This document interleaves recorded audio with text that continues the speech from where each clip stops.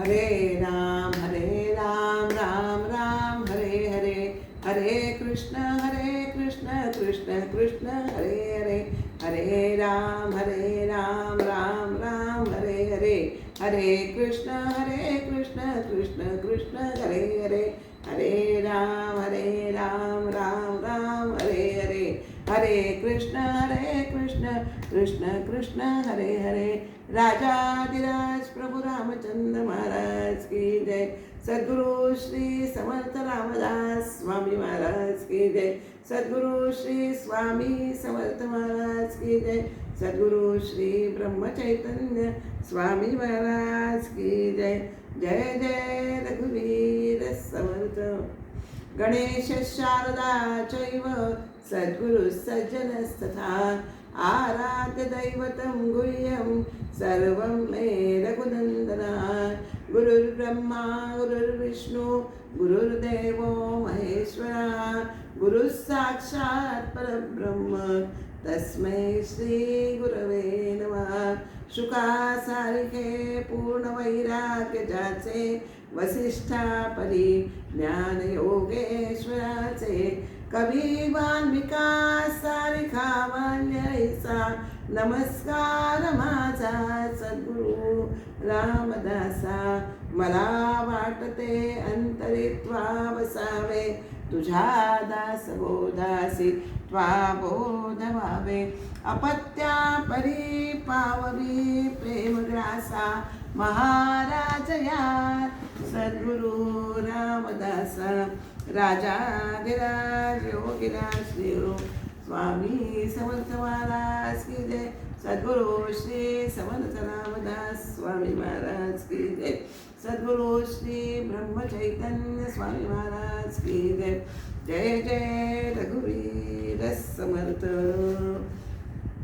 श्री रामरायांच्या चरणी, श्री समर्थांच्या चरणी, स्वामींच्या चरणी, महाराजांच्या चरणी आणि आपणा सर्व श्रोत्यास वंदन करून आपण आज पुढील विवरणास सुरुवात करणार आहोत।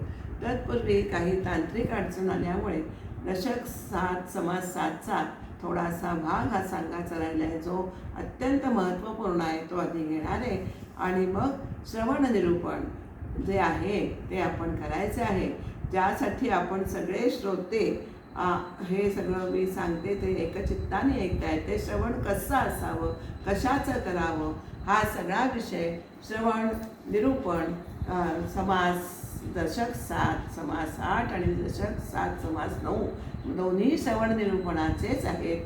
त्यातला जेवढं आपल्याला आज बघता येईल तेवढं आपण बघणार आहोत। तत्पूर्वी सद्गुरु स्तवनाच्या ओव्या मला हवी म्हणून आपण पुढे सुरुवात करायची आहे।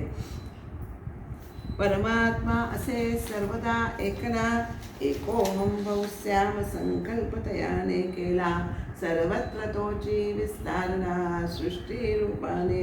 एकोहम बहुश्याम हे स्फुरण, मूळ माया ही तीच जाण, माया असे बंध मोक्षास कारण, जाणवली सर्वदा।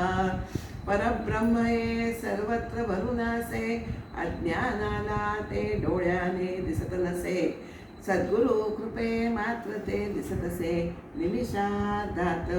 कृपेस्तव तयांच्या पादसेवन करावे, सद्गुरु चरणरजी दृढ धरावे, गुरु आज्ञेने नित्य वर्तावे, जगता माझी सर्वदा। काया वाचा आणि मने, चित्ते वित्ते जीवे प्राणे, पूजावी नित्य गुरुचरणे, परमहित साधण्यास, भाव भक्तीचे घेऊनी जन, पूजावे तयांचे चरण कमल, तेणे होई अंतःकरण निर्मल, खचितची सर्वदा। निर्मल होता आपुले चित्त, सद्गुरु तेणे प्रसन्न चित्त, भावा वाचुनी नाही लागत अन्य काही गुरुराया, विश्वासे धरुनी तयांचा कर, भक्तिपथावरी चालू निरंतर, परमात्म भेटी होई सत्वर, केवळ त्यांच्याच कृपेने, सद्गुरु चरणी शरणागत, होऊ द्यावे स्वस्थ चित्त, तयांच्या मुखे निरूपण नित्य, ऐकित जावे सर्वदा, श्रवणाचे करावे नित्य मनन करुनी तैसे करावे आचरण. यासी समणती निदिध्यासन जाणावे हे श्रोते हो. श्री सद्गुरु चरणारविंदार्पणमस्तु. योग असा आहे की गेल्या वेळेच्या साधन प्रतिष्ठा हा 7वा समास आहे. त्याच्यामध्ये मन न गुंतवावे मिथ्यात, अलिप्त राहावे सर्वदा, असं हा विषय मांडलेला आहे. तिथपर्यंत आपल्या सद्गुरु श्रवणाच्या ओव्या झाल्या आणि आता श्रवण निरूपण आपण करणार आहोत. तर श्रवणाचं कसं करायचं आहे त्या ओवीपर्यंत आपण आज येऊन थांबलोय. हा खरोखरच महाराजांचा, स्वामींचाच, समर्थांचाच कृपाप्रसाद आहे. श्रवण म्हणजे काय करायचं? श्रवण हा शब्द अत्यंत व्यापक आहे आणि त्याच्यामध्ये मनन करायचे. त्याचं आपण म्हणतो जसं गाई म्हशी रवंथ करतात तसं आपण त्याचं मनन, तो सारखा विचार मनात गोळवायचे आणि त्याप्रमाणे आचरण करायचे आणि त्यालाच निदिध्यासन म्हणतात. या इथपर्यंत आपल्या ओव्या आज अगदी योगायोगाने आलेले आहे. आपण आता पुढच्या ह्याला सुरुवात करूया. आपण बघितलेलं आहे की मी निर्विकार, आपण अलिप्तपणाने आपल्याला अलिप्तपणाने जगामध्ये वावरायचं आहे.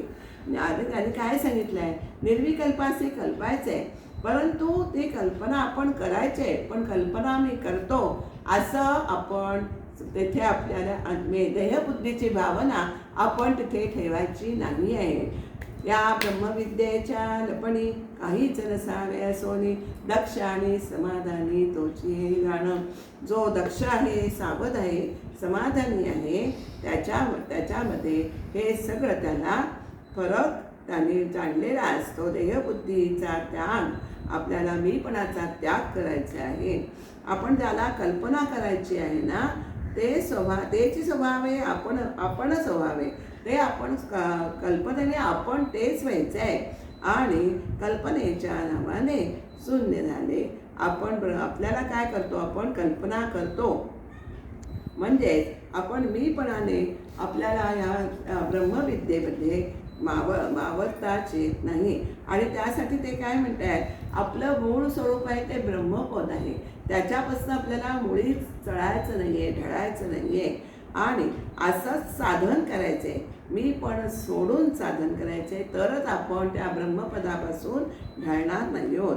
तरीच आपण हे सोय अलिप्तपणाची, असं जर आपण वागलो तरच आपल्याला अलिप्तपणाची सोय म्हणजे आपल्याला मार्ग हा मिळत जातो. आपल्याला सर्व काही करून कशातही न गुंतणे, असं आपल्याला हे मीपणाने न गुंतण्याची कला ही आपल्याला अलिप्तपणाची ही युक्ती आहे.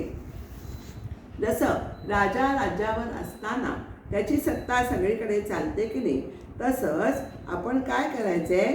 आपण त्याप्रमाणे आपण साध्यरूप व्हायचंय, ब्रह्मरूप बनायचंय आणि मग साधना ही आपोआप चालू राहते. हे आपल्याला इथे लक्षात द्यायचं आहे. ब्रह्मरूप राहिलो तर आपली साधना अशीच चालत आहे. साधनेचा आणि आपल्या दृश्याशी, देहाशी संबंध असतो, पण मी देह नाही आहे, मी ब्रह्मरूप आहे, असाच सासाकासाच अनुभव असेल आलेला तर सर्व काही करून देखील तो आपण करते, पण त्याचं तसंच्या तसं हे शिल्लक राहतं. साधने विण ब्रह्म होता. आता त्यांनी असं सांगितलंय, तुम्हाला साधना ही करायलाच पाहिजे. साधनेचं अत्यंत महत्त्व परमार्थ मार्गात आहे.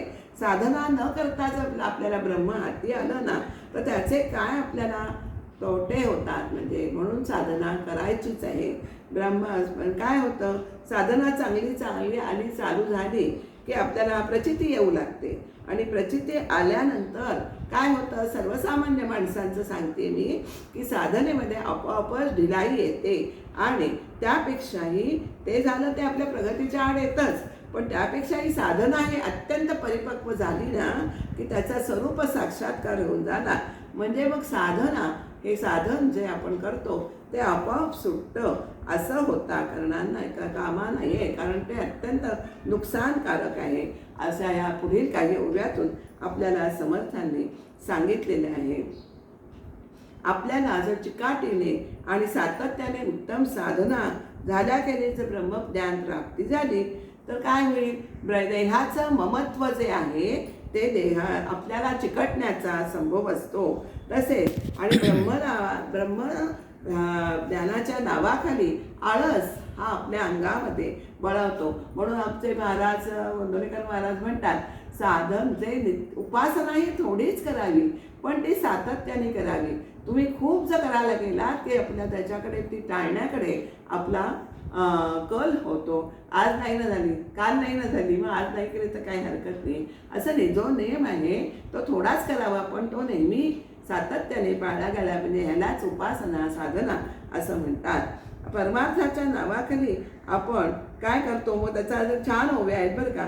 निरूपण मिसे परमार्थ मिसे अर्थ जागे, ध्यान मिसे निद्रा लागे, मुक्ती मिसे दोष भोगे, अनरगळतेसा. त्यामुळे काय होतं, परमार्थाच्या नावाखाली आपण बघतो अनेक स्वार्थाचे बाजार चालू असतात. आपल्याला दिसतं बुवाबाजी. मी याच्यावर कोणावर अशी टीका किंवा टिप्पणी करत नाही आहे, पण परमार्थाच्या नावाखाली अत्यंत स्वार्थाचा व्यवहार आपल्याला या हल्ली कलियुगात चाललेला दिसतो.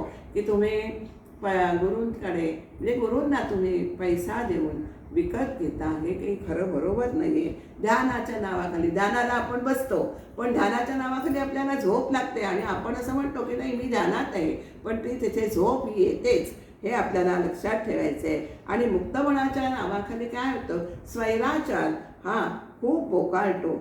निरूपणाविषयी आपण निरूपण करायला बसलो आणि त्या निरूपणाच्या निमित्ताने निंदा करण्याकडे आपलं मन धावत जातं.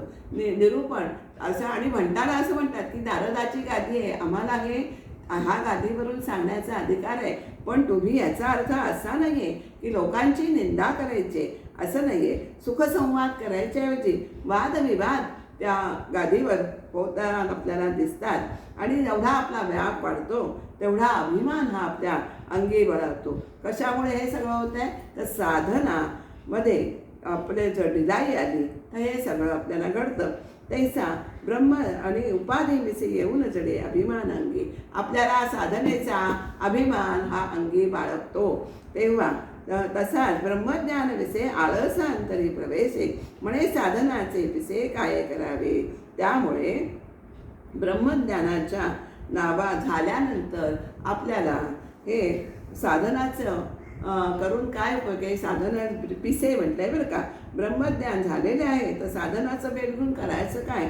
अर्थात ब्रह्मज्ञानाच्या नावाखाली आपल्या अंगामध्ये हा आळस शिरतो. आता काय त्यांनी दिलंय बघा, श्लोक असा आहे, किम करोमि क्व गच्छामि किम गृह्णामि त्यजामि किम आत्मना पुरितम सर्वम महाकल्पांबुना यथा. असं योगवासिष्ठातला हा श्लोक आहे.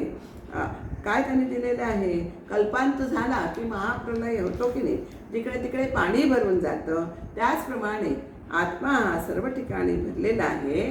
तर मग मी काय करू, कोठे जाऊ, काय घेऊ आणि काय सोडू, असं विचारणं हे व्यर्थपणाचं आहे नाही का. वचना आधारी लाविले जैसे शस्त्र फिरविले, स्वतः हातून हाणून घेतले पायावरी. समजा एखाद्या माणसाने आपल्या हातात शस्त्र घेतलेलं आहे आणि ते स्वतःवरच चालवलं, तर तसे करण्याने तो स्वतःचाच घात करून घेतो की नाही. त्याचप्रमाणे बरीच लोकांसारखी वचने आपल्या वागण्यास ते आधारभूत घेतात आणि आपणच आपला हा घात करून घेतात. तैसा उपायाचे उपाय विपरीतपणे स्वहित जाये, साधन सोडता होये मुक्तपणे बंद.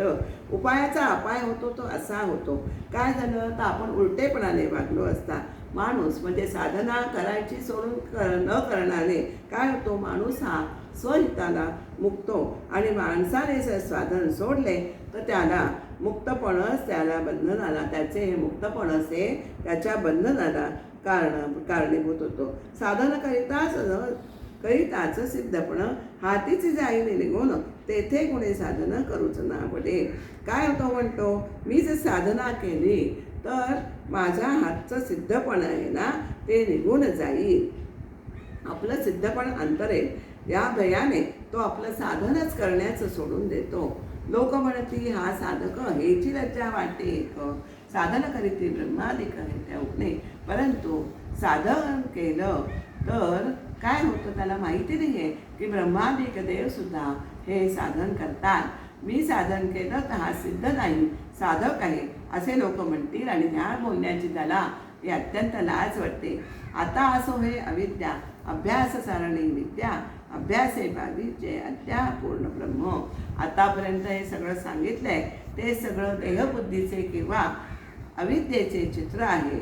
आणि जो अभ्यास करतो ना त्याच्याच मागे अभ्यास सारणी विद्या जो अभ्यास करतो त्याच्या मागेच विद्या ही जात असते. आणि अभ्यासाने कोणता अभ्यास? आता केवळ अभ्यासानेच साधनानेच म्हणजे अभ्यास करणं हे किती महत्त्वाचं आहे, साधना करणं किती महत्त्व आहे हे या ओवीतनं आपल्याला कळतं. अभ्यासही पाहिजे अद्या पूर्ण ब्रह्म. तुम्ही त्या केवळ अभ्यासाने किंवा साधनानेच सर्वांचं या विश्वाचं जे मूळ आहे ब्रह्म ते हस्तगत होतं असं आपल्याला समर्थाने या ओवीत सांगितले आहे. आणि आता हे पुढच्या समासाचं बीजारोपण काय आहे? अभ्यास करावा कवण ऐसा श्रोता करी प्रश्न परमार्थाचे साधन बोलिले पाहिजे. श्रोता विचारतो की अभ्यास कोणता करावा, परमार्थाचे साधन असं काय आहे की ज्याने ब्रह्म हस्तगत होईल, ब्रह्म हस्तगत होईल ते साधन आम्हाला सांगावं. आता याचे उत्तर श्रोतयांसी पुढील समासे निरोपिले साधनासी परमार्थाच्या. या प्रश्नाचे उत्तर समर्थांनी पुढील समासामध्ये म्हणजे श्रवण निरूपण या समासात दिलेले आहे. परमार्थाचे साधन कसे करावे हे या समासात आपल्याला सांगितलेलं आहे. तर ह्या समासाचं तुम्हाला आपल्याला लक्षात काय घ्यायचं आहे की मी पण त्यागून हा आपल्याला ही साधना करायची आहे, अलिप्तपणे ही साधना करायची आहे.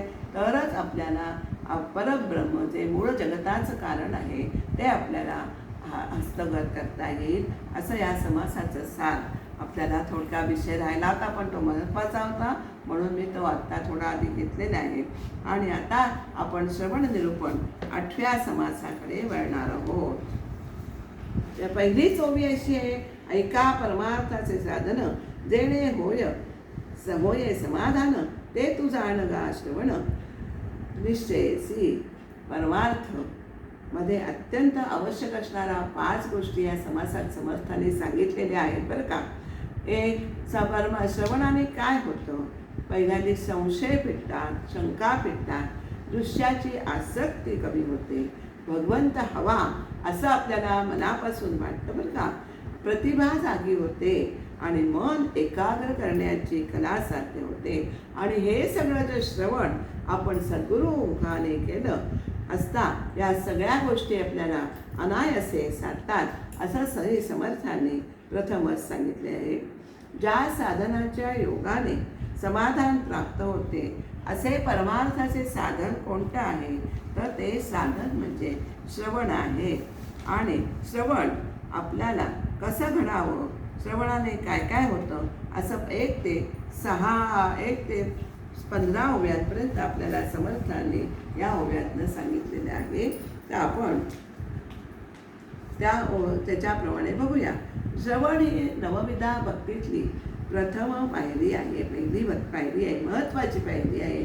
आणि ह्या महत्त्वाची पायरी अशासाठी की ह्या श्रवणावरच तुमची पुढे परमार्थाची इमारत ही उभी राहणार आहे. इमारत फळा आली असं आपल्याला जर करायचं असेल तर पहिलं तुमचं श्रवण ही अत्यंत महत्त्वाची पायरी आहे. समर्थाने श्रवणावर दासबोधात 5 समास लिहिलेले आहेत बरं का. यावरूनच श्रवणाचे महत्त्व किती आहे हे आपल्याला कळून येतं. समर्थाने श्रवण हा शब्द अत्यंत व्यापक अर्थाने वापरलेला आहे. दशक 8 मध्ये आपला दशक 7 समास 8 मधील विवेचनात श्रवण, मनन आणि निधिध्यासन यावर समर्थाने भर दिलेला आहे. श्रवणाला फार मोठे महत्त्व हे मानवी जीवनात आहे. आपल्याला सगळ्यांना माहिती आहे श्रवणामध्ये काय होते, श्रवणामुळे काय होतं हे दशक 1 समास 1 मध्ये आपल्याला समर्थाने सांगितलेले आहे. त्याची आठवण करून देते. आता श्रवण केल्याचे फळ क्रिया पालते तत्काळ असं समर्थांनी आपल्याला सांगितलंय. एकदम आपली क्रिया ही श्रवणामुळे पालटून जाते. दासबोध हा ग्रंथ कसा आहे तर संत गुरु शिष्य संवादात्मक आहे. संवाद असल्यामुळे बोलणे आणि ऐकणे या दोन्ही गोष्टी यामध्ये आपल्याला आलेल्या दिसतात. दोन्ही क्रिया एकदमच चालू असतात बरं का. आणि काय आहे, ब्रह्मज्ञानी जो आहे, ब्रह्मवेत्ता म्हणजे सद्गुरू जे आहेत ते बोलणारे आणि जिज्ञासा असणारा श्रोता हा ऐकणारा असे इथे आपल्याला दासबोधामध्ये आढळून येतं बरं का. ब्रह्मज्ञानी जे बोलतो ते ब्रह्मज्ञान ब्रह्मनिरूपणच असतं. संवादामध्ये काय होतं, विद्या देणारा, विद्या घेणारा आणि विद्यादान आणि त्याचे माध्यम, भाषा, त्याचा आणि मूलभूत अर्थ या 4 गोष्टी महत्त्वाच्या आहेत. वक्त्याच्या हृदयातील मूलभूत अर्थ हा ऐकणाऱ्याच्या हृदयापर्यंत हा पोचला पाहिजे की मगच आपलं ते श्रवणाचं जे काम आहे, श्रवण करणारा आणि निरूपण करणारा हे काम ते पूर्णपणे यशस्वीपणे पार पडतं. परमार्थाचं मुख्य साधन आहे श्रवण साधना होय. श्रवणाला साधनेचं महत्त्व आहे. श्रवण कसं करताय, किती मन लावून करताय, पुढे सगळा विषय येणार आहे. अवधान, पूर्ण अवधान. नाही तर आपण इथे श्रवणाला बसलोय पण मन मात्र आपलं सगळीकडे त्रिभुवनात हिंडून येतं. असं श्रवण कोणत्याही कामाचं, कोणाच्याही कामाचं येत नाही. त्यामुळे आपल्याला हे श्रवण करायचे आहे तर साधू पुरुषांकडनं करायचं आहे. आणि त्यामुळे काय फायदा होतो तर आपला संशय, आपण मगाशी बघितलं, संशय फिटतात, संदेह फिटतात. नंतर दृश्याची आसक्ती, हे सगळं श्रवणाशिवाय आपल्याला कळत नाही. दृश्य म्हणजे सारासार विचार श्रवणामुळे करतो की सार काय असार काय हे श्रवणामुळे कळतं आपल्याला. त्याचा दृश्याची आसक्ती कमी होते. मग साहजिकच आसक्ती कमी झाली की म्हणजे विरक्ती येते. विरक्ती आली की अंतर्भक्ती उपजते. हे सगळं एकातून एक अशी साखळी ही अशी छान जोडली गेलेली आहे बरं का. भगवंताचं ओढ वाटू लागतं, प्रेम वाटू लागतं आणि अत्यंतिक भगवंताबद्दल जेव्हा अत्यंतिक प्रेम उत्पन्न होतं ना, म्हणजे मी एका ठिकाणी असं वाचलंय की भावभक्तीची परमोच्च सीमा ओलांडली की ती काव्य शक्ती, प्रतिभा ही आपली शब्दरूपाने ती बाहेर पडते. हा कवितेचा अनुभव आहे. भावभक्ती ही तुमची परमोच्च सीमेपर्यंत पोचली पाहिजे भगवंताची, म्हणजे ती प्रतिभा ही जागृत होणार असते. आणि त्यामुळे चित्त एकाग्र होऊ लागतं. श्रवणामुळे चित्त एकाग्र होऊ लागतो. आणि आपल्याला सद्गुरुमुखाने श्रवण घडलं, पण हे सद्गुरुमुखाचं श्रवण हे भाग्यानेच लागतं बरं का. नाही तर सगळ्यांना काय होतं की सगळ्यांना सद्मुखाने सद्गुरु मुखातून श्रवण ऐकण्याचं भाग्य मिळत नाही. पण आपल्यासारख्या सामान्य माणसांना जे सद्गुरूंनी ग्रंथ लिहिलेले आहेत ना, ते गुरुस्थानीच आहेत. त्यांचाच विचार, त्यांचीच जीवनशैली त्या ग्रंथातनं प्रगट झालेली असते. म्हणजे एखादा ग्रंथ हा आपण श्रवणाला घेतला, पारायणाला घेतला, वाचनाला घेतला तर ते आपल्याला त्यातनं मार्गदर्शन करत असतात. असं सद्गुरूंचं सुद्धा 2 प्रकारचं मार्गदर्शन आपल्याला लाभू शकतं. म्हणून हे श्रवण हे केलंच पाहिजे. त्यामुळे काय म्हणतात, या कारणे श्रवण केलेच पाहिजे. 49वी ओवी आहे त्याच्यामध्ये. आणि मग ते नाही केलं तर काय होणार आहे तर आळसाचे संरक्षण, परमार्थाची बुडवणं. त्यामुळे आपल्या अंगामध्ये आळस भरेल आणि परमार्थाची तो परमार्थ रसातळाला जाईल. तुम्ही केलंच नाही तर श्रवण तर कसं होणार, ते परमार्थ तुम्हाला कळणारच नाही. त्यामुळे तुम्ही रसातळाला जाणार, बुडवण होणार नाही. परमार्थाची बुडवला जाणार आहे. आता या ओवीनुसार आपल्याला समासाचा आराखडा प्रथम बघू आणि मग आपण ओवीनुसार बघूया.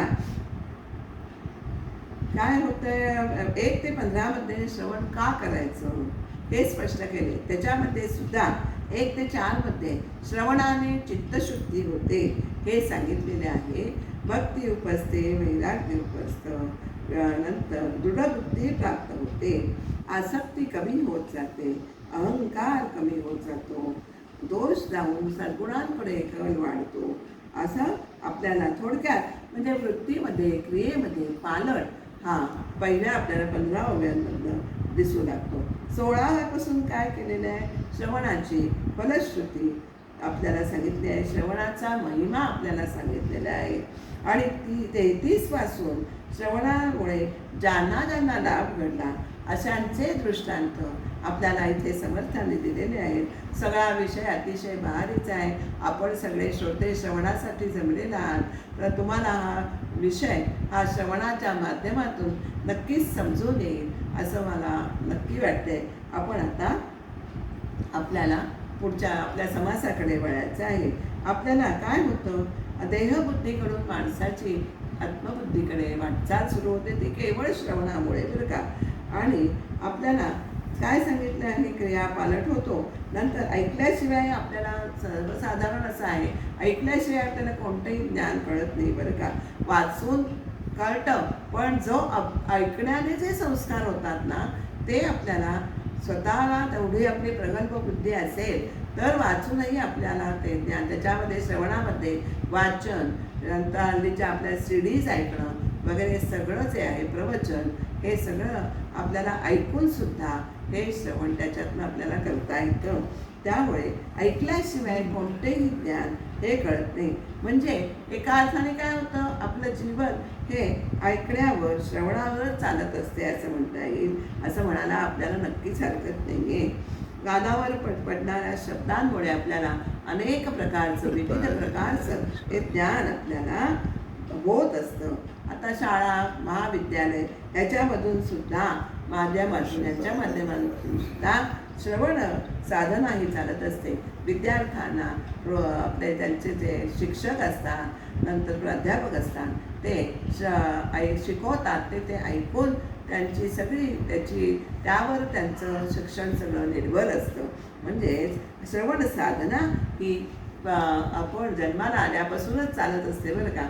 आपल्याला म्हणूनच म्हणतो ना, कानान बहिरा मुका परी नाही.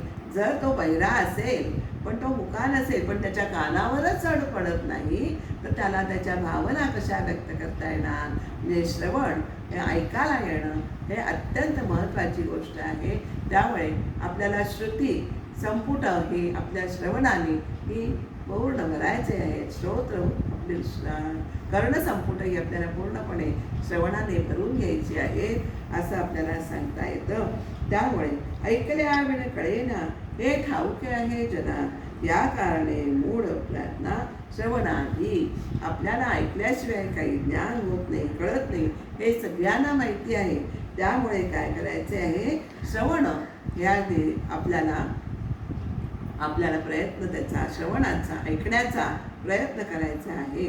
परमार्थाला पूरक असणाऱ्या नवविधा भक्ती. आता हे कसं काय काय कळतं ते आपण आता ओव्यांच्या बाजून बघूया बरं का. श्रवणे आतुडे भक्ती, श्रवणे व्यक्ती, श्रवणे तुटे आसक्ती. विषयांची आपल्याला अंतःकरणात भक्ती उत्पन्न होते. श्रवणामुळे सगळं घडतंय त्यामुळे मी श्रवणाचा दरवेळेस उल्लेख करत नाही. श्रवणाने आपल्या अंतःकरणात भक्ती उत्पन्न होते, श्रवणाने आपल्या अंतःकरणात विरक्ती उत्पन्न होते, आणि श्रवणाने आपली आसक्ती ही तुटते. विषयांची कसली आसक्ती, ते आपले पंचविषय आहेत ना, ते विषयांची शक्ती, दृश्याची आसक्ती श्रवणामुळे सुटते. श्रवणाने चित्तशुद्धी घडते, दृढबुद्धी होते, आणि उपाधी, कशाची उपाधी, तर अभिमानाची उपाधी ही नाहीशी होते बरं का. श्रवणानेच निश्चय घडतो. ममता म्हणजे ममत्व जे आहे ते माझेपणा हा नाहीसा होतो.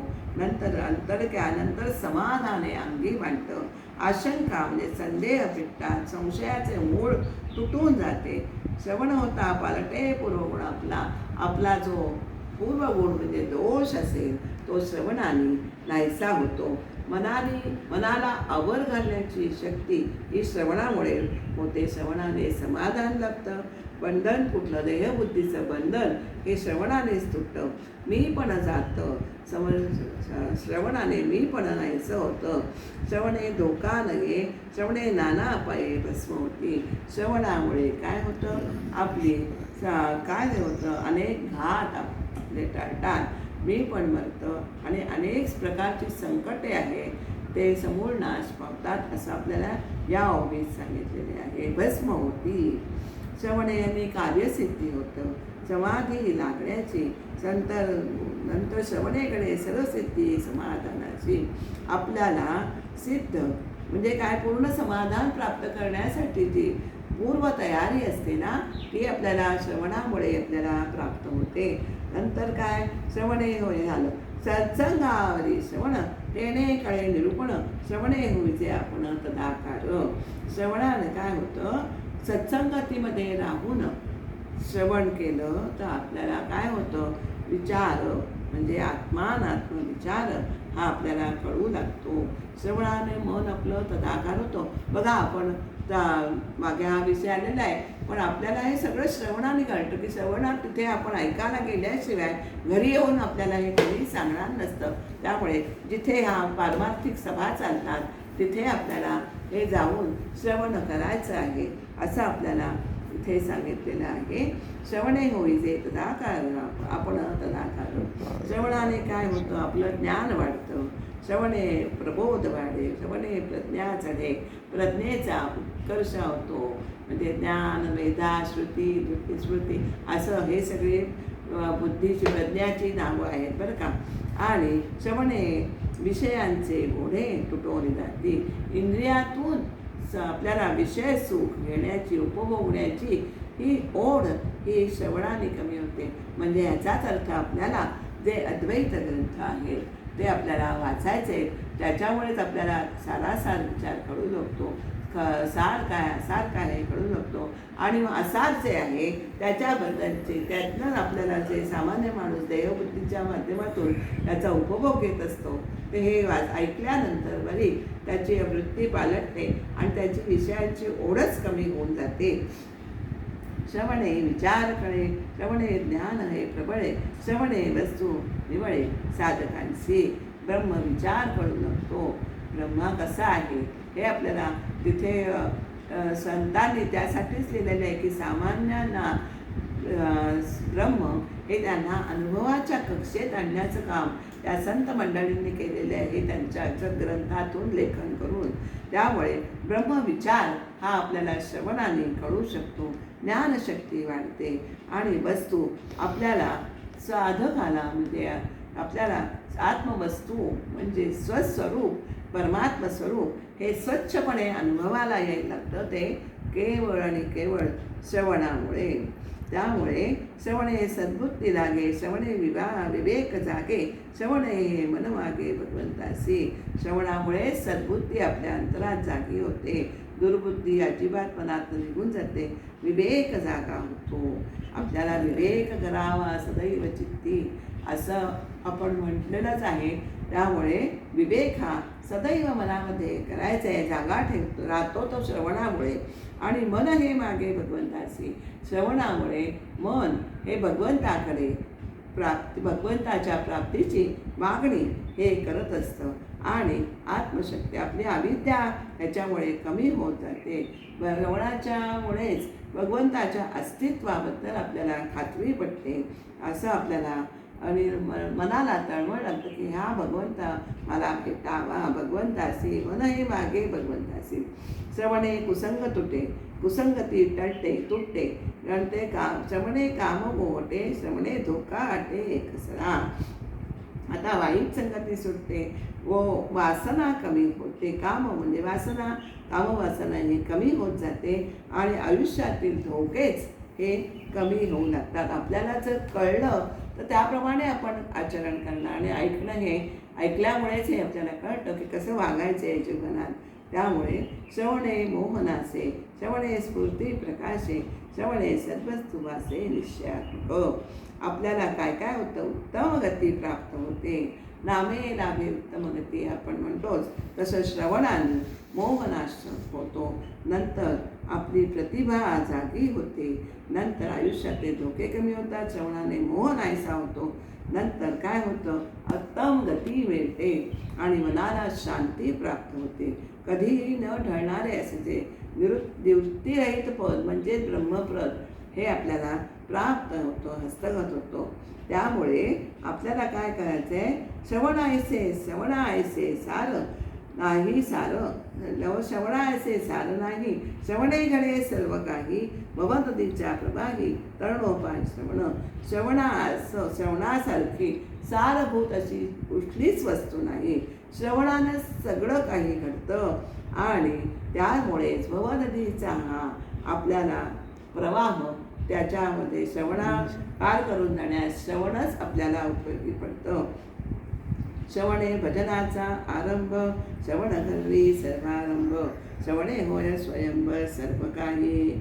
आता आपल्याला मगाशी म्हटलं तसं की 16 ते श्रवणाने काय घडतं हे आपल्याला समर्थाने सांगितलेलं आहे.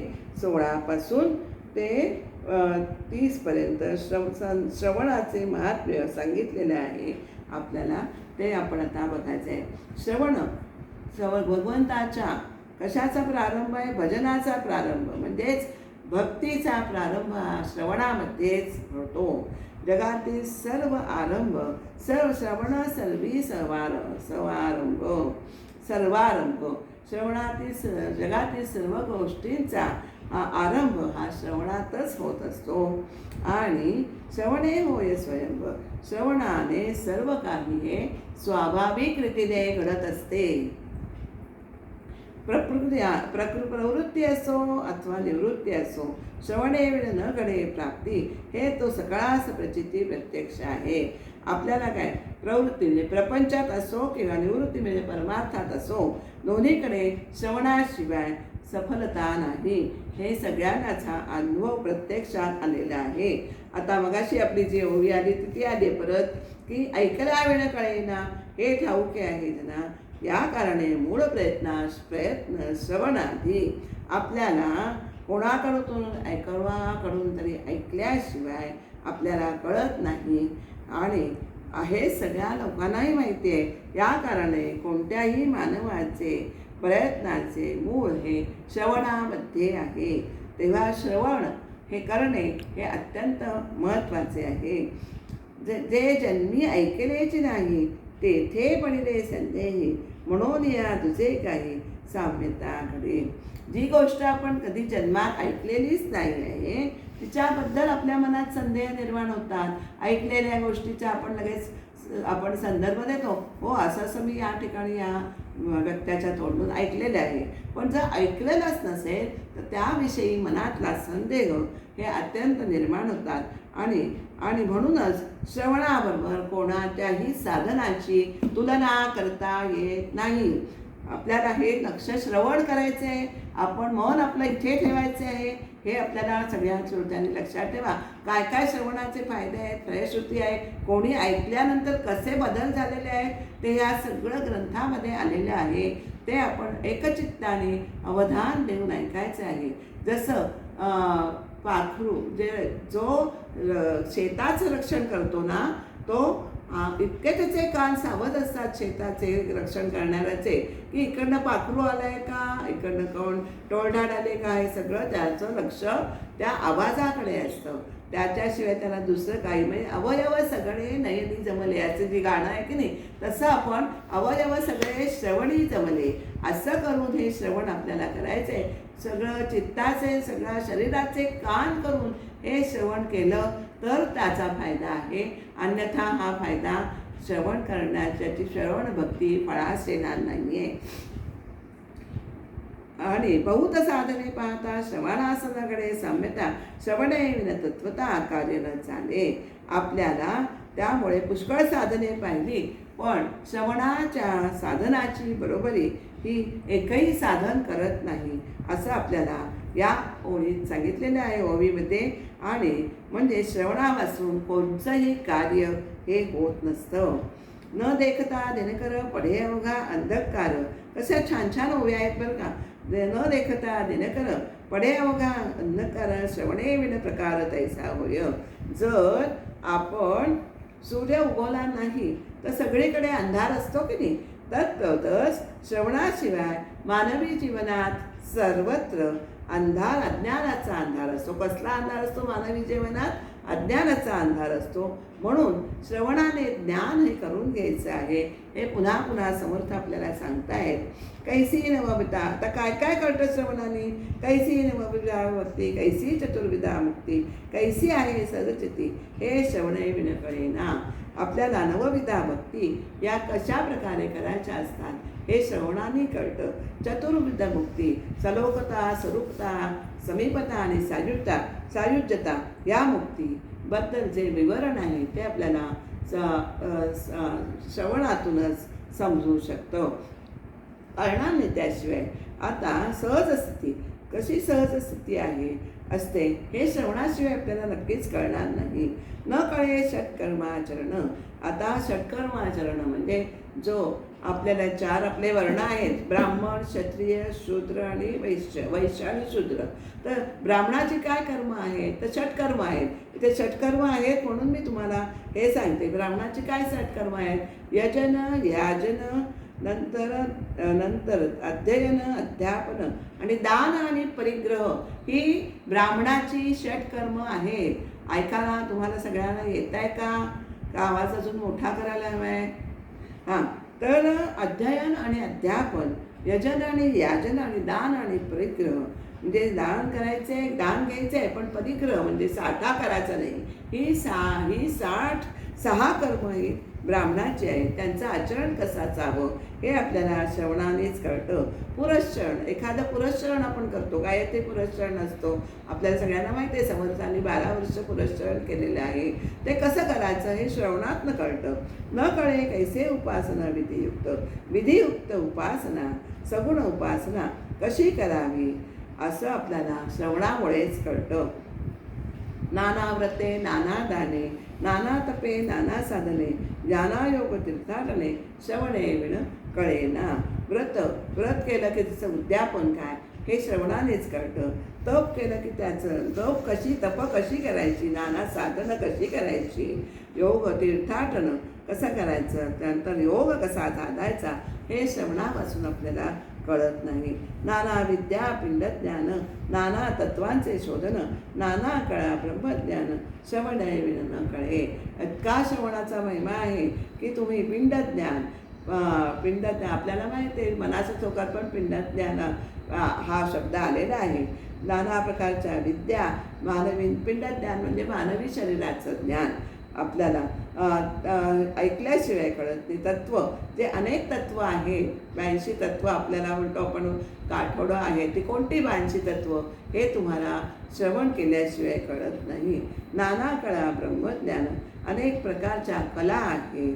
नंतर खुद्द ब्रह्मज्ञानसुद्धा हे श्रवणा वाचून कळत नाही. 18 भार वनस्पती एका जळे प्रबळती. 18 अनेक प्रकारच्या वनस्पती आहेत पण त्या एका जळानेच वाढतात. त्यामुळे सर्व प्राणीसुद्धा एका रसापासून उत्पन्न होतात. आपल्याला हे सगळं कळतं. श्रवण सकळ जीवा एक पृथ्वी. आता इथे त्यांनी कसं काय सांगितलं आहे बघा. श्रवणाचे तर महत्त्व आहेच आहे.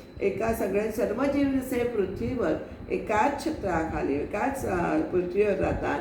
सगळ्यांना एकच सूर्यप्रकाश देतो किंवा सगळ्यांना वायू हा एकच वायू सगळ्यांना जीवन पुरवतो, प्राणवायू पुरवत असतो. त्याप्रमाणे सकळ जीवा आकाश हे जे आहे तसंच सगळ्यांचा वास असतो. त्याप्रमाणे सगळ्या जीवास मिळून सार एकची साधनं ते हे गा श्रवण प्राणीमात्रांशी. हे सगळ्या प्राण्यांना जसं पृथ्वी, आप, तेज, वायू, आकाश हे सगळे पंचमहाभूत सगळ्या जीवांना एकच सगळ्यांना सारखाच प्रकाश देत असतात. त्याप्रमाणे सगळ्या जीवांना मिळून काय आहे सारभूत असं जे आहे ते फक्त आपल्याला श्रवण आहे. ते जाण श्रवण प्राणीमात्रांशी. त्यामुळे सगळ्या जीवांना परब्रह्म हे वसतिस्थान आहे. त्याप्रमाणे पृथ्वीवर कितीतरी देश आहेत, कितीतरी भाषा आहेत, पण या सर्वांना श्रवणाव्यतिरिक्त निराळे साधन नाही. नाना देश नाना मते, भूमंडळी अवघे असंख्याते, सर्वाश श्रवणापरते साधनाची नाही. आपल्याला सर्वांनाच श्रवणाव्यतिरिक्त निराळं साधन नाही आहे असं आपल्याला सांगितले आहे. आता पुढे श्रवणाने काय होतं ते आपल्याला सांगितलेलं आहे. 33 पासून पुढे या उभ्या आहेत. काय होतं? श्रवणेकडे उपरती बद्धाचे मुमुक्षु होती, मोक्षाचे साधक होती, नेहमीच चालता नारती. श्रवणामुळे अंतरंगात बदल घडतो, पालट घडून येतो. दुष्टाची दुष्टबुद्धी ही नाहीशी होते. श्रवणातूनच मनन आणि मननातूनच निधिध्यासन उत्पन्न होते आणि मग शेवटची पायरी निधिध्यासनातून आत्मसाक्षात्काराची पायरी ही साधक गाठू शकतो. श्रवणाने काय होतं? श्रवणेकडे उपरती आपल्याला पूर्व गोष्टींचा पश्चात्ताप म्हणतो, ते आपल्याला उपरती म्हणतो. आज कशी उपरती झाली असं आपण म्हणतो ना, म्हणजे त्याला तो पश्चात्ताप झालेला असतो. ती उपरती ती त्यातनंच श्रवणामुळे ते जे बद्ध असतात आणि जी श्रवणेकडे उपरती म्हणजे वैराग्याची पूर्वचिन्ह ही आपल्या अंतःकरणात उमटतात. का तर तुम्हाला सारासार विचार हा कळायला लागतो. जे बद्ध असतात ते मुमुक्षु होतात, मुमुक्षु असतात ते साधक होतात आणि साधना करता करताच तो सिद्धावस्थेपर्यंत हा पोचू शकतात. पण हे कधी तुम्ही अतिनियमपूर्वक साधना करत असाल तेव्हाच हे घडतं. साधकाचे होती सिद्ध अंगी मानता प्रबोधो, हे तो आहे प्रसिद्ध सकळाचे ठाऊक. श्रवणाने असे अनेक साधक हे सिद्ध झालेले आहेत.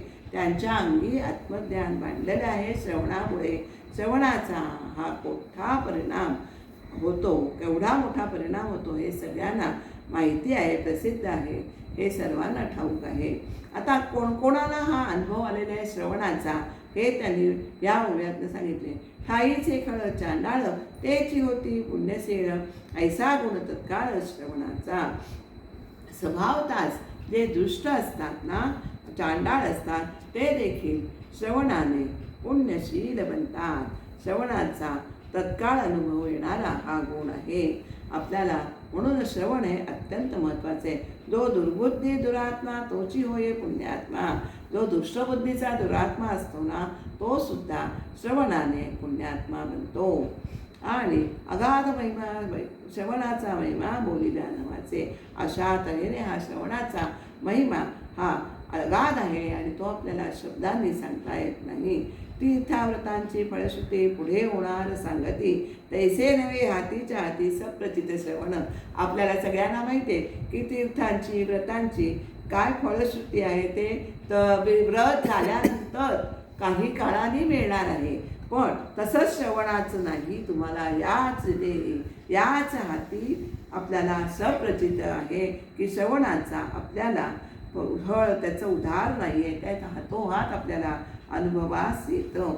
नंतर नाना रोग नाना व्याधी तत्काळ तोडीचे औषधी, तैसे आहे श्रवणसिद्धी अनुभवी जाणती. अनुभवी नाना प्रकारचे रोग असतात, नाना व्याधी आहेत, उत्तम औषधाने त्या ताबडतोब बऱ्या होतात की नाही.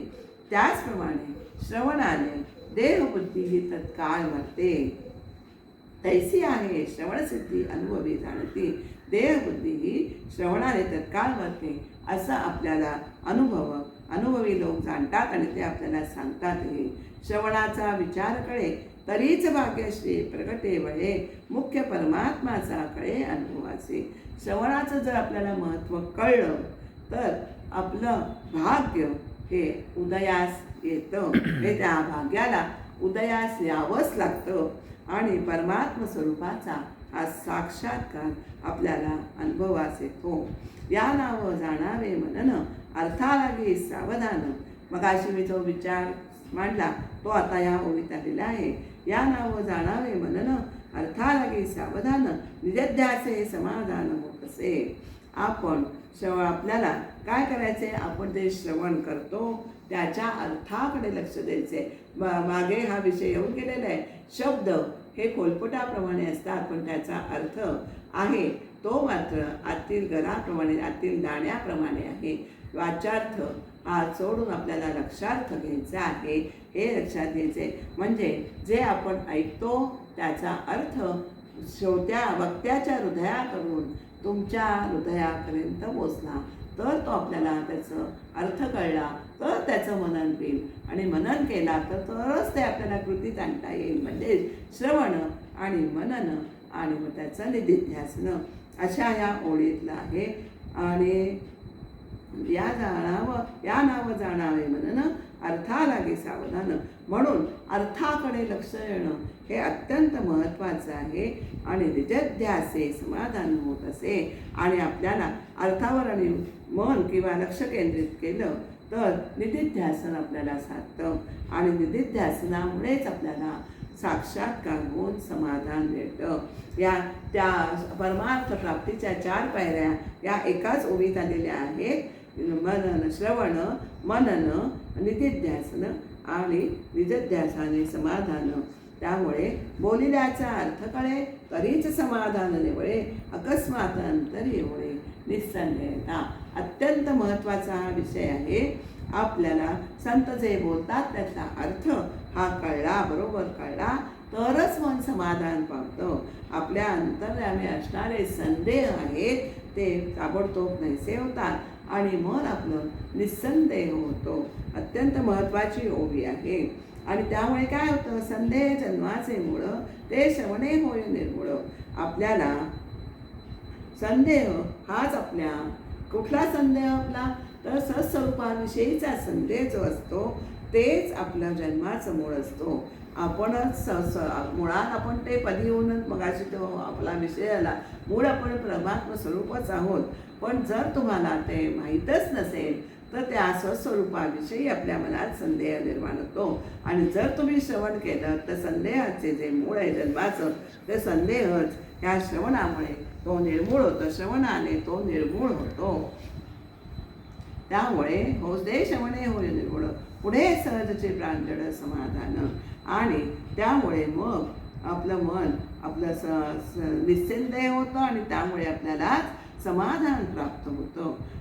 श्रवणाने तो निर्मूळ झाल्यानंतर निस्संदेह बनलं तर मग स्वच्छ आपलं मन होतं आणि स्वच्छ असा निर्मळ असा समाधानाचा अनुभव आपल्याला येतो. तेथे नाही श्रवण मनन तेथे कैचे समाधान, मुक्तपणाचे बंधन चढले पाही. आणि जेथे आपलं श्रवणही नाही आणि मननही नाही तर तिथे समाधान कसं राहू शकेल. मी मुक्त आहे या भावनेने मुक्तपणाचे बंधन आधी हे घ्यायचं आपल्याला. मी मुक्त आहे या भावनेने जर आपण नित्य श्रवण मनन तिथे नसेल तर तिथे समाधान कसं राहील. मी मुक्त आहे आता मला श्रवणाची गरज नाही आहे असं म्हटलं तर तिथे समाधान कसं राहू शकेल.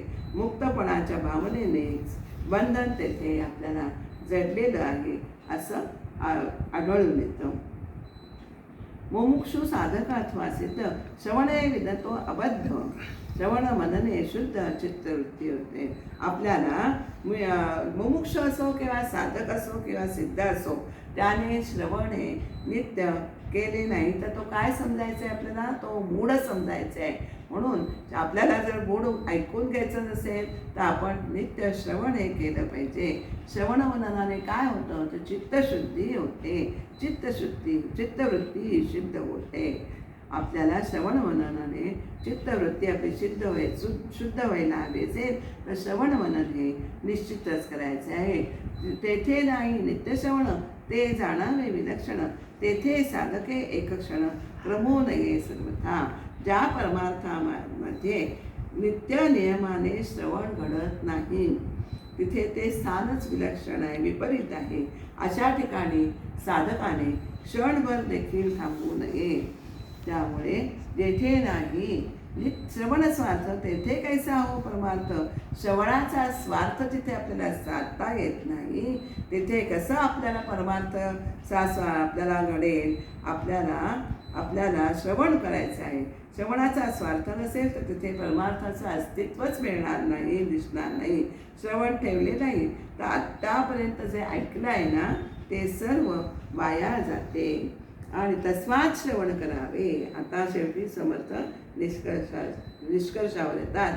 म्हणून श्रवण करायचं आहे. साधन धरी मनी धरावे. आपल्याला म्हणून मी समर्थ असा मुद्दाम आपल्याला सांगतायत की नित्यनेमाने श्रवण करावं. मनापासून साधन मनी धरावे, मनापासून साधना करायची आहे. नंतर नित्यनेमे धरावे.